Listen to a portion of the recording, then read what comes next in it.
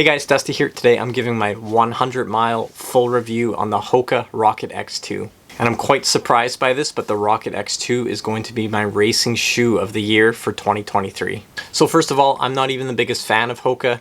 I would say out of all the top or most popular brands, HOKA is probably closer to the bottom of my list. And even after doing my first impressions review on this shoe, I was sort of thinking the Rocket X2 would be kind of in that second tier when it comes to a carbon plated race day shoe. But the more miles I put on the shoe, the more workouts I did, the more and more I loved the shoe. So for the stack, you're looking at 36 millimeters in the rear, 31 in the forefoot for a heel to toe drop of 5 millimeters. My men's size 8.5 weighs in at 7.4 ounces or just over 200 grams. I went true to size with this shoe and it fits me great. However, my toe is still a little bit close to the end. So I bet for a lot of people, you're gonna wanna go up half a size. And then in terms of width, it's a little bit more of a narrow fitting shoe. So if you have a wide foot, this likely isn't gonna be an option for you.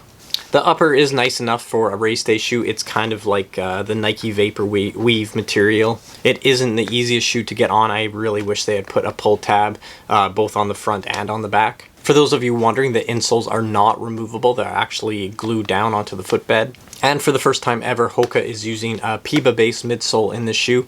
And let me tell you, the cushioning on this shoe is next level. This is easily the softest race day shoe I've ever had.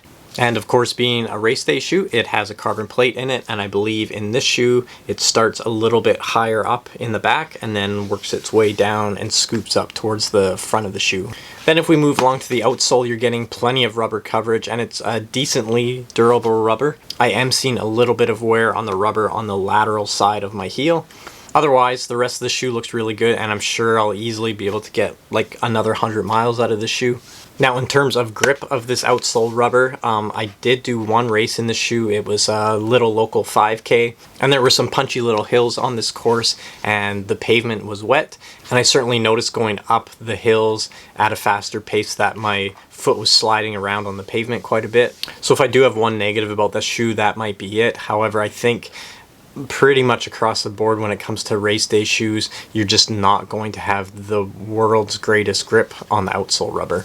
Okay, so my experience running in this shoe, I still don't think that this shoe feels as aggressive as plenty of other shoes out on the market, like the Nike Vaporfly, the On, Cloudboom Echo 3, and many others. However, I gotta say, every time I run in the shoe or I do a workout, it handles faster paces really, really nicely. I've done road intervals, I've done track intervals in the shoe. In fact, I even ran my fastest kilometer of the year at the track. I think I went through in 2:40, and I was wearing the HOKA Rocket X2. When I describe this shoe to others, I call it sneaky fast. It doesn't feel like it should be able to go as fast as it does or handle the paces as easy as it should. But you know what? For me at least, it totally works and I totally love it. Sorry, we got some shadows coming in. So ultimately for me, the HOKA Rocket X2 is likely going to be my #1 option when it comes time to race a marathon. It has tons of cushion, tons of comfort. I know it can handle those faster paces. I think for me, it's just going to be a no-brainer come that marathon race day. Another thing about this shoe is it's a little bit more stable than some of the other options out there. A lot of the other racing shoes out on the market have super tiny, narrow little heels, and this is by no means a stability shoe. However, I do feel like every foot strike feels a decent amount more stable than other racing shoes out there.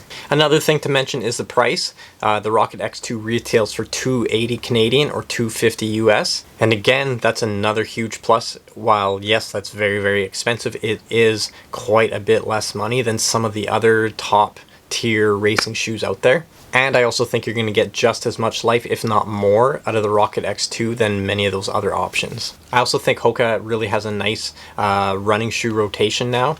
You could do all of your daily training in the Clifton, you could do your speed work in the Mach 5, and then you could do your key workouts, race simulations, and then of course race day in the Rocket X2. So anyways, in my opinion, the Rocket X2 is an incredible shoe. It's my racing shoe of 2023. And like always, if you have any questions about the shoe, leave your comments down below and I'll get back to you. Thanks for watching, and I'll see you in the next video.